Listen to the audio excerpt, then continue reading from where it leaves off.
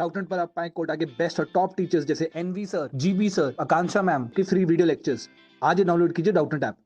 Hello everyone, आज हम फिर बायोमोलिक्यूल्स का नेक्स्ट पार्ट पढ़ने वाले हैं। पिछले मॉलिक्यूल्स हमने सारे माइक्रो और मैक्रो कंप्लीट कर लिए। हमने मोनोमर्स के बीच में जो बॉन्ड बनता है वो भी कंप्लीट कर लिया है। अब आज की क्लास में हम पढ़ने वाले हैं metabolism, metabolic basis of living.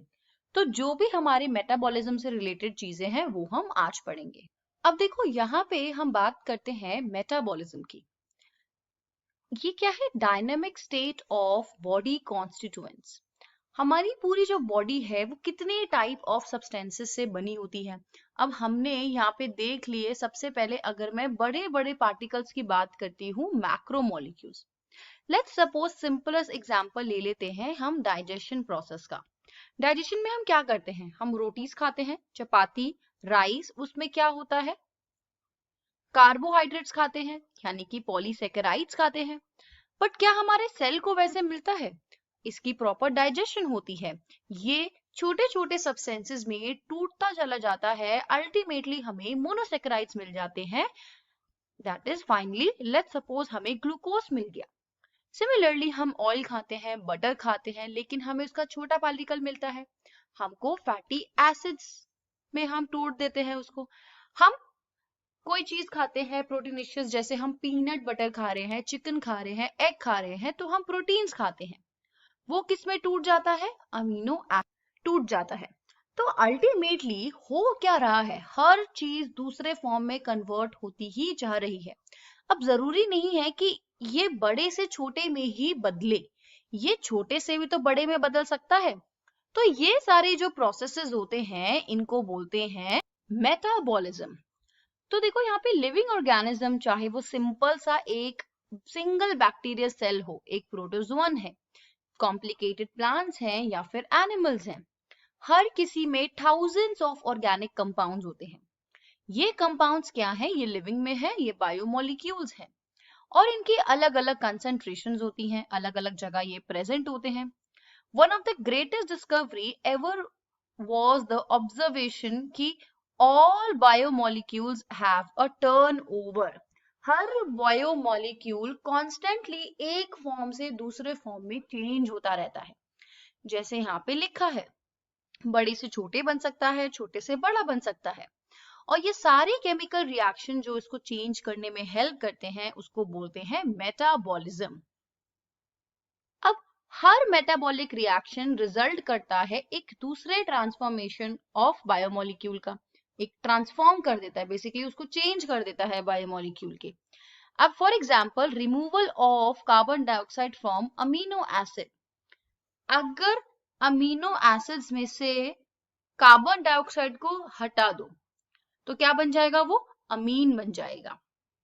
Then अगर हम उसका अमीनो ग्रुप हटा देंगे एक न्यूक्लियोटाइड बेस का, सिमिलरली हाइड्रोलिसिस कर देंगे ग्लाइकोसिडिक बॉन्ड की डाइसेकेराइड में। तो बेसिकली किसी को भी तोड़ने का मतलब है, कोई भी एक पार्टिकल है, एक माइक्रोमोलिक्यूल है या मैक्रोमोलिक्यूल है, उसको किसी भी केमिकल रिएक्शंस के अकॉर्डिंग, ऐसे नहीं कि ऐसे हाथ से तोड़ रहे हैं, कोई फिजिकल फोर्स लगा रहे हैं, केमिकल रिएक्शंस हो रहे हैं बॉडी में, हाइड्रोलिसिस हो रहा है, डिहाइड्रोजनेशन हो रहा है, उसमें से रिमूवल हो रहा है, ऑक्सीडेशन हो रही है, रिडक्शन हो रही है, वो कुछ भी हो सकता है। तो उस टाइप के काफी सारे एग्जाम्पल मेटाबॉलिक रिएक्शंस हैं जो बॉडी में होते रहते हैं। और ऐसे ही जितने भी मेटाबॉलिक रिएक्शंस होते हैं ये सब आपस में लिंक होते हैं। अगर छोटी सी बात लेती हूँ, हमारी बॉडी यूरिन में, अगर हम मैमल्स में देखते हैं या टेरेस्ट्रियल ऑर्गेनिज्म होते हैं, वो यूरिन में इनके क्या होता है? हमारे में मोस्टली यूरिक एसिड होता है ज्यादा, क्योंकि हम यूरिकोटेलिक होते हैं। लेकिन हमारी बॉडी में अमोनिया भी तो बनता है, तो हम अमोनिया तो नहीं बाहर रिलीज करते क्योंकि इसको तो काफी ज्यादा वाटर चाहिए। तो ये अमोनिया को यूरिया में कन्वर्ट करने के लिए पूरी एक और ऑर्निथीन साइकिल होती है, या उसको बोलते हैं यूरिया साइकिल, ये जो कि लिवर में होती है। तो यहाँ पे एक कंपाउंड से दूसरा बन रहा है, दूसरे कंपाउंड से तीसरा बन रहा है, फिर कैसे ये यूरिया आके फर्दर एक्सक्रीट हो रहा है। तो अल्टीमेटली सब आपस में इंटरलिंक होते हैं और एक लिविंग स्टेट को लिविंग रखने में हेल्प करते हैं। ये सारे पाथवेज को बोलते हैं मेटाबॉलिक पाथवेज। ये लीनियर हो सकती है या सर्कुलर हो सकती है। सर्कुलर जैसे मैंने अभी बताया, यूरिया एक यूरिया साइकिल है, क्रेब्स साइकिल हो गई, टीसीए साइकिल जिसको बोलते हैं, ये सब साइक्लिक है। These pathway criss cross each other, जैसे कि ट्रैफिक सिग्नल में ट्रैफिक जंक्शंस होते हैं, ऐसे ये क्रिस क्रॉस भी करते हैं। बहुत अलग अलग साइकिल्स कहीं ना कहीं उनका लिंक होता है। The flow of metabolites through the metabolic pathway have a definite rate, और ये जो मेटाबोलाइट्स का जो फ्लो होता है कि ये जैसे जैसे कन्वर्ट होते रहते हैं, उनका एक प्रॉपर रेट होता है और एक डायरेक्शन होती है। The metabolic flow is called as the dynamic state of body constituents. तो यही होती है dynamic state। एक जगह से दूसरी जगह चेंज हो रहे हैं, मेटाबोलाइट्स बनते जा रहे हैं, टूटते जा रहे हैं, दूसरे फॉर्म हो रहे हैं। एक लिविंग स्टेट बनाए रखने में एक डायनामिक प्रोसेस, एक चलता रहता है प्रोसेस। डायनामिक मतलब कोई भी मोशन को जब हम कॉज के साथ पढ़ते हैं तो क्या कॉज है, वो किस वजह से हो रहा है, कोई एंजाइम है, कोई पीएच की रिक्वायरमेंट है, कोई टेम्परेचर की रिक्वायरमेंट है, तो वो सब चीजें। Another feature of these reaction is every chemical reaction is a catalyzed reaction.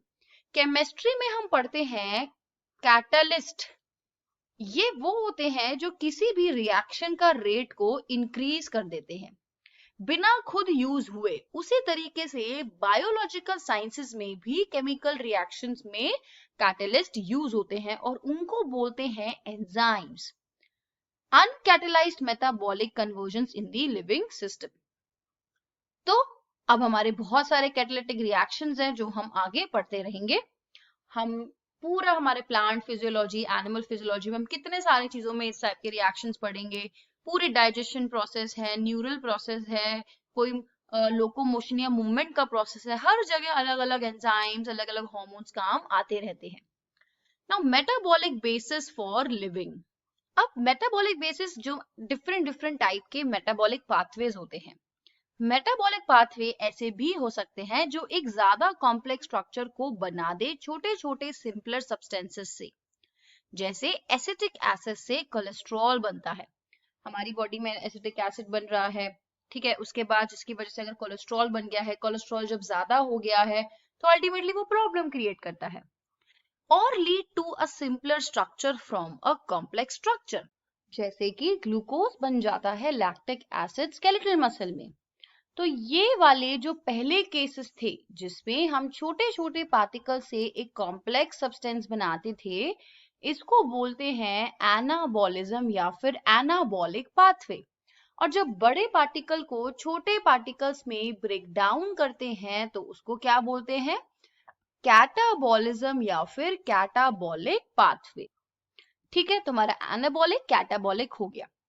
Anabolic pathways consume करते हैं एनर्जी। हमेशा याद रखो जब भी बड़ी चीजें बनती है तो यहाँ पे एब्जॉर्ब हो रही है एनर्जी। कंज्यूम करने का मतलब है कि वो यूज कर रहा है एनर्जी को। ठीक है, assembly of a protein from amino acids require energy input.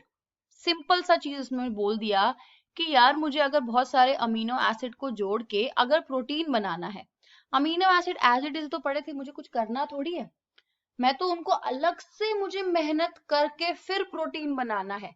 तो वो जो एक्स्ट्रा मेहनत मैं कर रही हूँ वो एक्स्ट्रा मुझे एनर्जी चाहिए, एनर्जी की उस इनपुट चाहिए बेसिकली, तो वो हमें एनाबॉलिक पाथवे में देखने को मिलता है। On the other hand catabolic pathway में रिलीज होता है एनर्जी का।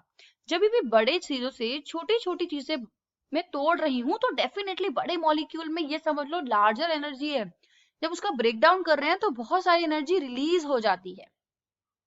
फॉर एग्जाम्पल जब ग्लूकोज डिग्रेड हो जाता है लैक्टिक एसिड में, हमको पता है पूरी हमारी अच्छी खासी साइकिल होती है ग्लाइकोलिसिस की। ग्लूकोज है 6 कार्बन, वो 3 कार्बन मॉलिक्यूल पायरुवेट बनाता है। पायरुवेट फिर further anaerobic pathway, aerobic pathway होते हैं जिसमें लैक ऑफ ऑक्सीजन होता है, एब्सेंस ऑफ ऑक्सीजन होता है, प्रेजेंस ऑफ ऑक्सीजन होता है। लैक ऑफ ऑक्सीजन में लैक्टिक एसिड बनता है। तो इसी तरीके से क्या होता है, बहुत सारे मेटाबॉलिक प्रोसेसेस होते हैं, बहुत सारे स्टेप्स होते हैं। तो ये जो हमारे ग्लूकोज है, अब ये क्या है, ये एक कैटाबॉलिक पाथवे है। तो देखो इसमें क्या हो रहा है, इस पाथवे में जब ग्लूकोज टू लैक्टिक एसिड बनता है तो कम से कम 10 मेटाबॉलिक स्टेप्स लगते हैं। उस पूरे स्टेप्स को इकट्ठा ग्लाइकोलिसिस बोलते हैं। अब तो उसमें लिबरेट होती है, एनर्जी रिलीज होती है। याद है हमने 10th में पढ़ा था, एटीपी मिलता है इस प्रोसेस से, हमें एटीपी प्रोड्यूस होता है। तो यहाँ पे यही होता है, कैटाबॉलिक पाथवे में एनर्जी रिलीज्ड होती है। अब living organism have learn to trap this energy liberated. तो जो भी एनर्जी लिबरेट होती है, अब उसको फालतू थोड़ी जाने देंगे।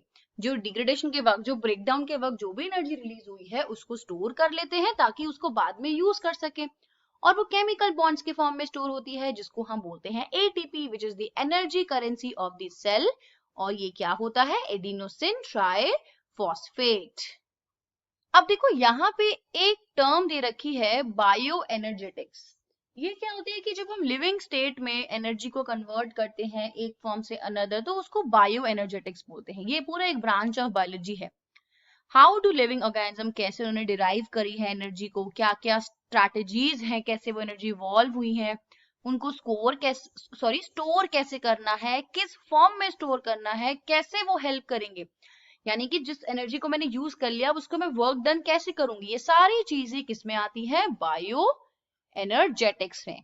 अब हम पढ़ेंगे लिविंग स्टेट। अब देखो यहाँ पे नेक्स्ट क्या चीज है, हमारी जो लिविंग स्टेट होती है कैसे होती है, मतलब एक ऐसी स्टेट जो हमको लिविंग रखती है। तो जैसे हमको पता है हमारी पूरी बॉडी में न जाने कितने tens and thousands of chemical compounds होते हैं एक लिविंग ऑर्गेनिज्म में। हर किसी को अब क्या बोल दिया? मेटाबोलाइट्स बोल दिया और बायोमोलिक्यूल्स। अभी तक हम बायोमोलिक्यूल्स पढ़ रहे थे, लेकिन अभी हमने क्या देखा कि वो है तो मेटाबोलाइट्स ना, एक फॉर्म से दूसरे फॉर्म में चेंज होते जा रहे हैं। लेकिन हर कोई एक कैरेक्टरिस्टिक कंसंट्रेशन में प्रेजेंट होता है। फॉर एग्जाम्पल, जैसे ब्लड की कंसंट्रेशन ऑफ ग्लूकोज एक नॉर्मल हेल्दी पर्सन में इतनी होनी चाहिए।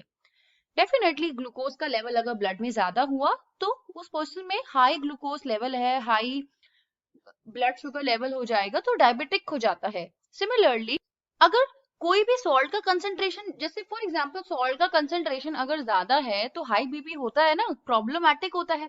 उसी तरीके से ग्लूकोज का कंसंट्रेशन ज्यादा होगा तो उसमें भी प्रॉब्लम होगी। अब ग्लूकोज एक बायो माइक्रोमोलिक्यूल है। सिमिलरली हॉर्मोन्स क्या है? हॉर्मोन्स प्रोटीन्स ही तो है, वो भी एक लिमिटेड अमाउंट में होंगे। अगर ग्रोथ हार्मोन बहुत ज्यादा होगा तो बॉडी की एबनॉर्मल ग्रोथ होने लगती है, या अगर ग्रोथ हार्मोन बहुत कम होता है तो एक डेफिनेट अमाउंट ऑफ ग्रोथ नहीं देखने को मिलती। तो उसको लिविंग स्टेट में, एक अच्छी स्टेट में जिसमें बॉडी अच्छे से काम करे, एक अच्छी खासी उसको उस प्रॉपर कंसंट्रेशन में होना चाहिए, वो चेंज नहीं होनी चाहिए। लेकिन वो कंसंट्रेशन ऐसी नहीं है कि इतनी बना दिया वो फिक्स रहती है, वो एक स्टेडी स्टेट ऑफ में रहती है और वो स्टेडी नॉन इक्विलिब्रियम होती है।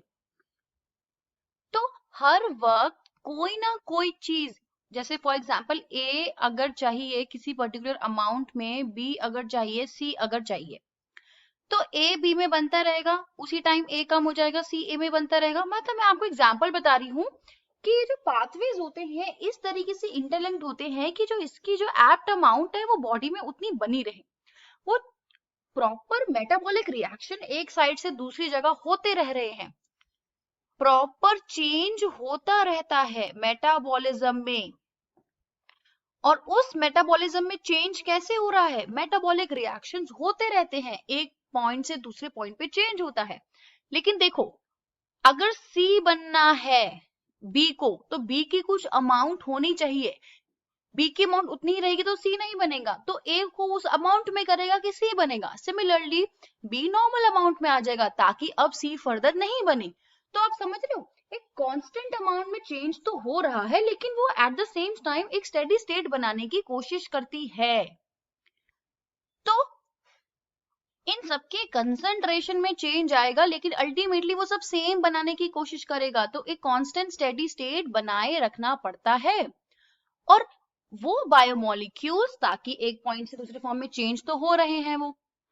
अब मान लो ए टूटता ही जा रहा है, टूटता ही जा रहा है बी में, तो ए तो कम हो जाएगा ना, तो ए को तो दोबारा उतने प्रॉपर उस फॉर्म में आना है। तो कैटाबॉलिज्म भी होती रहती है, एनाबॉलिज्म भी होती रहती है, तो मेटाबॉलिक चेंज आता रहता है। तो जो मैंने कहा था चेंज होता रहता है उस मेटाबॉलिज्म में बाय एनाबॉलिक एटाबॉलिक पाथवेज, उसको बोलते हैं मेटाबॉलिक फ्लक्स। और उस फ्लक्स को मेंटेन रखने का काम किसका है? डेफिनेटली एंजाइम्स का काम है। एनी केमिकल और physical process moves spontaneously to equilibrium. अगर इक्विलिब्रियम आ जाता है तो क्या होगा? एक बात बताओ। इक्विलिब्रियम नहीं हो सकता। अगर इक्विलिब्रियम होगा तो वर्क परफॉर्म नहीं कर पाएगी। अगर वर्क परफॉर्म नहीं हो पाएगा तो ऐसा तो हो ही सकता है, लिविंग तो नॉन लिविंग, मतलब वो तो लिविंग स्टेट रह ही नहीं पाएगी। क्योंकि हमारी बॉडी हर समय, जब हम सोते भी है तो हमारी बॉडी में कितनी सारी चीजें होती रहती हैं, तो इक्विलिब्रियम अटेन नहीं कर सकती। तो बॉडी को एक नॉन इक्विलिब्रियम स्टेट चाहिए होती है। तो कोई भी, यहाँ पे क्या लिखा है, कोई भी केमिकल और फिजिकल प्रोसेस कॉन्स्टेंटली उसको इक्विलिब्रियम में लाने की कोशिश करता है, लेकिन हमको एक नॉन इक्विलिब्रियम स्टेट मेंटेन करती है।